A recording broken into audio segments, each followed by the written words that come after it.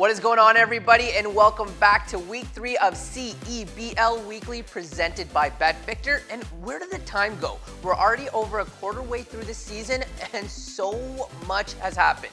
In the West, the Surge and the Sea Bears are excelling in their new stomping grounds, and two-time champs have stumbled out of the gate, but you know Jordan Baker won't quit on his guys. And the Snakes and Bandits are mucking it up in the middle with their sights on peaking at the right time. And in the East, Cadre Gray is him, as the Blackjacks look like title contenders, and they aren't even at full strength yet. The defending champs have bounced back since their 0-2 start and are sitting in excellent position to repeat. Last year's MVP Khalil Ahmad has returned with the juice for the River Lions, and Cat Med could spark a 5-game win streak for their squads at any time. There's still a ton of games left to go in this season, and by the time we get to Vancouver, who knows where each team will land. I told you last week we had a major announcement to talk about on today's episode, and for those who may have not seen, shame on you, the CBL will be hosting an East versus West one-game showdown with the league's top players facing off in the CEBL Clash from Quebec City on August 26th. The CEBL has partnered with Just Up to put on an event and use it as a testing ground to see the interest in a potential expansion franchise in the city. The province of Quebec has already shown out during their brief history in the CEBL, with NBAers appearing courtside in Montreal and fans filling out the Verdun Auditorium for every single Alliance game. Not to mention the rivalry that already exists with Montreal and Ottawa, Quebec City offers more than just a rich history, it also has a beautiful stadium. The CEBL Clash will be held at the home of this year's Memorial Cup champions, Quebec Ramparts. Of course, we're talking about the Videotron Center. The arena sits right in downtown Quebec and has the potential to seat over 18,000 fans. But by far my favorite piece is the over 1,500 square meters of glass surrounding the venue's entrance in what will truly create a unique atmosphere for this gathering of the CEBL's finest. The game will broadcast on TSN nationally, and who knows, maybe you'll even see me there. Now, as I mentioned earlier, a ton of amazing things have happened already this season, but one of those things that really sticks out to me is sharing a broadcast with the legend himself, Chuck Swirsky. From his energy that he brings on the mic, his extensive knowledge of the game of basketball, to the general kindness and curiosity for the people around him, he's a professional and top-notch in every way. He was generous enough to sit down with me this week for a chat about the season so far and why he loves our league. Here with broadcast legend and my colleague Chuck Swirsky. Chuck, you've done 3 games, we're about to do our 4th. What have you taken away from the CEBL so far? Well, D, number one, good to be with you. But can I just say something? When you call me a legend, that means I'm getting old. So let's forget that. Let's just talk some hoops. Absolutely. And I love the league, number one. The staff has been fabulous. The players, the coaches, people that have attended these games, they're really into it, and I love the passion. So take me through the thought process. Somebody picks up the phone, or it was an email, they ask you to be a part of the broadcast. What were your initial thoughts and how did you respond? Well, John Lashway, who I worked with the Raptors way back in the day, but he's obviously kept his fingers on the pulse of what's going on in this great country. So D, he says, hey, listen, we'd like to get you involved. What can you do? And I'm looking at my schedule. It's wide open during the summer. Bulls, unfortunately, had a very short postseason with 2 games, beating the Raptors and then losing to Miami in the play-in game. So I said, I'd love to do it. And so one thing led to the next, and here I am talking to you. Now, you were part of the launch and inception of the Toronto Raptors. When you looked into the future and your glass ball, did you foresee a Canadian basketball like these thriving? Well, what I did see with the arrival of Vince Carter as a rookie was that there was a fan base percolating and ready to explode. I mean, it's one thing to have visiting teams come through Toronto, so when fans from the greater Toronto area show up and they say, wow, the Lakers are coming to town, wow, the Bulls are coming to town. But then Vince Carter is one of us, and he embraced Toronto, he embraced the culture, and he played way above the rim. So now fans are, we can't get enough of this guy. And we got Tracy McGrady, and we got Chris Bosh, and before that we had Damon Stoudemire. And then all of a sudden it just mushroomed to a 2019 NBA title. So the the infrastructure and the foundation of basketball throughout Canada is very, very solid, and that's why I think this league has a tremendous upside. Now, between Jonesy, you've really talked about how important this league is for the growth of basketball and what it can do for these athletes. What do you see the CEBL doing for these basketball players in the future, in their future in the league? Well, here's how I envision this. Number one, this right now, D, it's about opportunity. And that's what players want. That's what we want in life. You want an opportunity to do what you do, and you do it very well. Well, as far as I'm concerned, the players right now are looking for that opportunity to get an invite. G League, Europe, Global, maybe an NBA Summer League, whatever the case may be. But I'll say this, I think this league in time, and we're getting close to this point, I think the players like it here, the way they're treated, the way they're respected, the way they have adapted to the lifestyle here in the respective cities throughout Canada, and I think they want to stay here. I think they want to play here during the summer, and I think they have fallen in love with this country. Now, you've made a couple of stops in a couple of cities. You've seen some great highlights. What are some of the things that have stuck out to you so far? Well, I mean, the first game with Cadre Gray hitting the game winner, I mean, that's our first broadcast, and it was crazy. Gray works on Odro. 10 on the shot clock. We're down to 6. Top side for the win. Bam!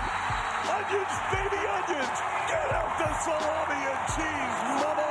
Ottawa has won the CEBL opener. I mean, you know, and I'll say this. I really didn't know too much about the target score other than the NBA All-Star game and whatnot. But I'm a big fan now. I could understand why it drives coaches crazy and why, you know, they just say, hey, listen, we might be up by 15. It's not enough.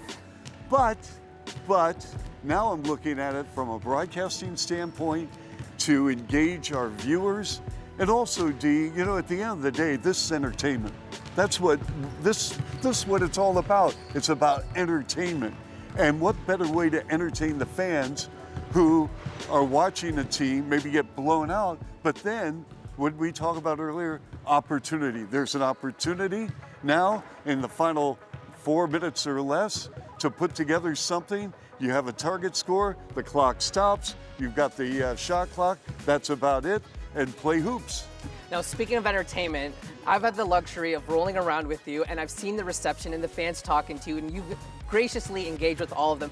How has that reception been, and how great has it been to see your Canadian fans again? Well, I mean, it's humbling to say the least, because I left 15 years ago, not 5 years ago, not 5 months ago, 15. So the fans that, you know, have come up to me have been very gracious, very kind. And also the players. You know, there are a lot of Canadian players who grew up during that Vince Carter, Chris Bosh, early Bosh run when we were doing games. And so when they were in elementary school, middle school, whatever the case may be, you know, they watch Raptor ball. So they, of course, come up to me, as players now in the NBA have done, whether it's Tristan Thompson, Jamal Murray, Shai Gilgeous-Alexander, Kelly Olynyk, Corey Joseph, right down the line where they go, salami and cheese. And it makes me feel good, to be honest with you. So it's a great segue, because the number one question I get is, how did Chuck come up with salami and cheese? How did he come with onions? You've got these catchphrases. Where did they come from?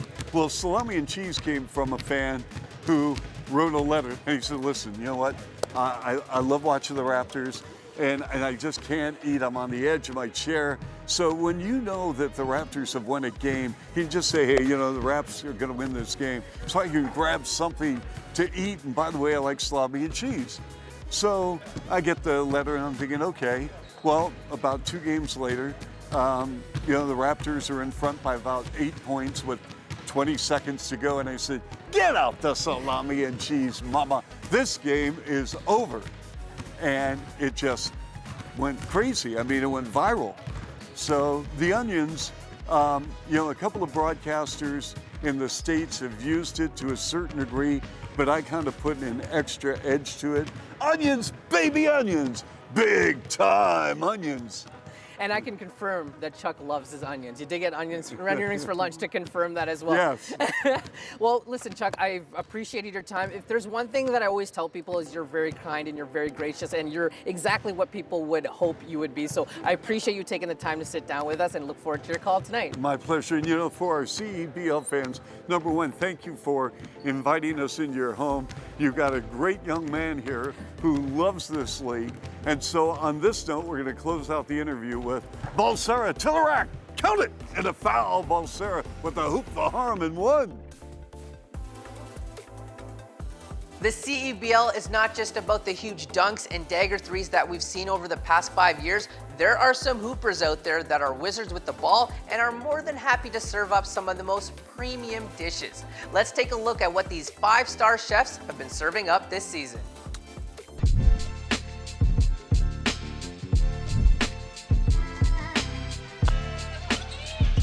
Just underway in Saskatoon. Now 4-2. Good pass down low. Nice finish by Dhanung.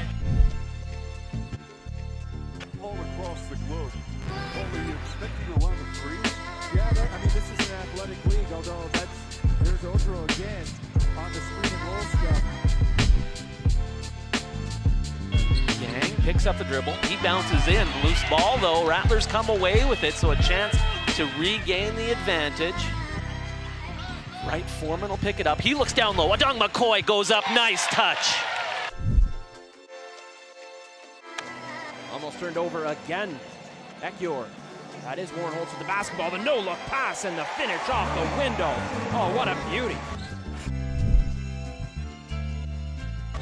Finds out of someone in the corner. Great pump fake. Step back. Gets his defender to move once again. And here's out of someone. Beautiful dish inside to Gray in a beautiful two-man game. And Chad Possumus does a very good job of always chasing the ball.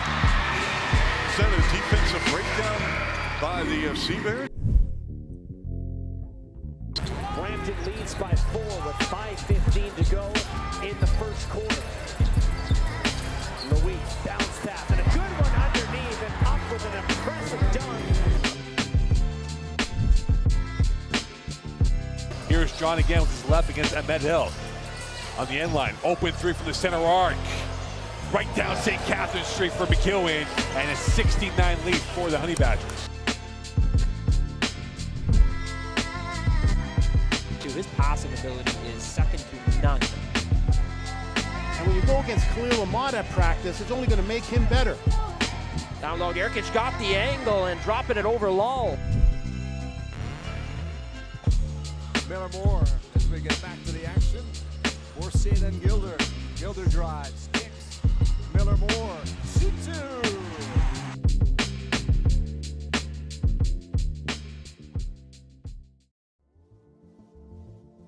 Oh man, I don't envy my pal Sean Woodley's job in the slightest. He had the delightful task of ranking all 10 teams after 1 week last time, and you let him hear about it. We've brought him back once again, and I will say some of you longtime fans may be giving him some social media scrutiny again, so let's take a look. It's that time once again. I am here to give the power rankings. You are there to get mad at me about them. It's a beautiful little deal we've struck with one another. Let's dive on in, shall we?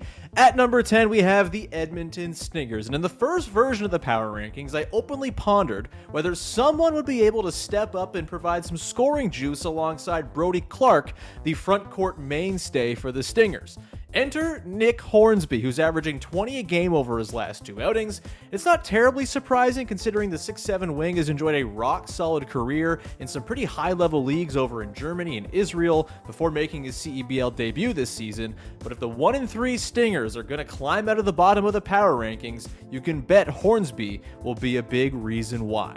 Now we get into the mess that is teams 9 through 5 this week. All these squads upcoming are sub 500 at the time of recording, and all of them boast unquestionable talent up and down their rosters. but this is what I do, so let's go with it. Number 9, we have the Montreal Alliance. And look, it's a tough fall to go all the way from number 1 2 weeks ago to number 9 this week, but they've yet to win a game since the first edition of the rankings dropped 2 weeks ago, coming up 0-4 in their last 4 outings. And as the only team in this bunch currently stuck on a 4-game losing streak, 9th seems fair to Montreal for now. At number 8, we have the Scarborough Shooting Stars, who very loudly snapped themselves out of their own 4-game funk with a 32-point thrashing of Montreal on the road on Sunday. It's been a bit of a disjointed beginning to this season for last year's runners-up, as just 5 players have played in all 6 games for Chris Exelos so far. Jalen Harris is away at an NBA minicamp and suited up for just 3 games so far, as has Cassius Robertson, while newer arrivals like David Walker and Zeke Moore look like real contributors, but have played just 1 and 2 games apiece. Count out a Shooting Stars run at some point this season at your own peril, because there's just too much talent here for them to be stuck in 8th for too long. At number 7, we have the Saskatchewan Rattlers, and holy hell, Justin Wright Foreman is awesome. It's only been 4 games, but it's pretty evident that Saskatchewan's newest star import is one of the most purely talented players to ever hit the CEBL. A former superstar at Hofstra University and a one-time second-round pick of the Utah Jazz, Wright Foreman has poured in a league-best 28.5 points a game on the young season, giving a pretty deep Sask team an unquestioned head of the snake. Some more wins on the board are surely going to mean more votes in the MVP ballot for the 25-year-old Queens native by the time the season comes to an end. We reach number 6, and the order of the next 2 squads comes down entirely to the results of Saturday's game between the Vancouver Bandits and your number 6 ranked Niagara River Lions, who prior to the loss to Vancouver had seemed to figure some stuff out in their prior 2 games. A 42-point demolition over the Rattlers and then an 18-point takedown of Scarborough. Unsurprisingly, the 8.3 nightly dimes tossed by defending MVP Khalil Ahmad have helped really stabilize Niagara's offense, while former Carleton star Eddie Ekior's 14.6 a game on blistering efficiency have proven to be an excellent complement to a roster that makes a whole lot more sense now than it did before Niagara re-upped with Ahmad back on June the 1st. And in 5th, it's the winners of that Saturday tilt for 5th place in Sean's power rankings, which I'm sure is what the coaches were billing it as going in. It's the Vancouver Bandits, who, like Scarborough, have seen quite a bit of roster variability game to game so far, but another thing holding back the Bandits from hitting top gear has been 3-point shooting. Through 5 games, Vancouver's connected on just 28.9% of its triples, 3rd from bottom in the league. All 5 Bandits to have played every game so far this year sport a sub 30% clip from deep. Positive regression to the mean is coming for the likes of Malcolm DeVivier and Alex Campbell. And if recently signed NBA experienced MJ Walker keeps shooting 40+% from deep on 8 attempts a night like he has in his first 2 games, the Bandits shooting could go from a sore spot to a strength in real quick fashion. At number 4, it's the Ottawa Blackjacks, and is that Dang Adele's music? Yeah, it is. After a rock-solid season last year in Ottawa, the former Cleveland Cavalier and veteran of 82 G League games rejoined Ottawa this past week and turned in a near triple-double effort in a win Saturday over the Edmonton Stingers with 9 boards and 8 assists to go along with 20 points. You could make a pretty compelling argument that the 5-man crew now of Kadre Gray, Dang Adele, Michael Flowers, Jackson Rowe, and Zena Anasamwan is the single best lineup in the CEBL. Ottawa is a real player in the East. At number 3, it's the Brampton Honey Badgers, and if you ask me right now who I think is the CEBL's most well-rounded player, I think I'd have to say that it's Honey Badgers superstar Christian Vital, who over the course of the last year or so has gone from secondary 3-point specialist to the CEBL's finals MVP to the absolute engine of a Honey Badgers team that's won 4 straight after falling to 0-2 out of the gate. He's a true 3-level scorer, ranks 5th in the league in assists per game, and rebounds better than any 6'2" guard has any right to. Brampton's firing on all cylinders right now, sporting a plus 20 average point differential over their last 3 games. Keep this up, and a different kind of MVP might be in Vital's future. And so that means the top 2 spots this week in the power rankings belong to the 2 newest fan bases in the CEBL. At number 2, it's the Winnipeg Sea Bears. And one of the really fun things about the CEBL, now that we have 5 years of the league existing, is that we've now seen a handful of team building models really pay off and work. Saskatchewan won the inaugural title with a largely Canadian core a few years back. Edmonton went back-to-back with one heliocentric import star and a deep supporting cast of imports and homegrown talent. This year, the Winnipeg Sea Bears are putting an ultra focus on imports leading the charge, and boy have the early returns been encouraging. So far in 2023, 64% of Winnipeg's points have come off the hands of their star import trio of Teddy Allen, EJ Anasike, and Jelani Watson-Gale. And that's all with Allen shooting an unsustainably cool 23% from deep through 5 games, all the while being the number 2 scorer in the whole league. When that number inevitably turns around, a move to number 1 is a very realistic possibility for the league's highest scoring team. And we have a new number 1. It is, of course, the 5-1 Calgary Surge. And for the most of the CEBL's history, it's been a very offensive-oriented league. It makes sense. You have a short season, condensed schedule. It's tough to implement very complex defensive schemes with those limitations, but the Calgary Surge are making defense cool again. The average CEBL team this year scores 86.2 points per game. Over 6 contests, no team has put up better than 82 against the Surge. They lead the CEBL in both blocks and steals per night as well. Combine that with the most balanced scoring attack in the league, with 5 guys averaging 11 plus points, and you have the formula for a 5-1 start and the top overall spot in this week's CEBL Power Rankings. It's another jam-packed week of great games around the league, and I've picked a few games to keep your eyes on. Let's start in Scarberia. Brampton rolls in as one of the hottest teams in the league after starting 0-2, including a 2-point loss to the Shooting Stars in their home opener. They'll be looking to get revenge in this game as the Shooting Stars look to continue a winning streak of their own. It's a clash of the best from the West. The newest fan bases have had something to cheer about at their respective home arenas this season. Teddy Allen has become must-watch television as a top 5 scorer and rebounder this season, and Ruggsy is just being Ruggsy.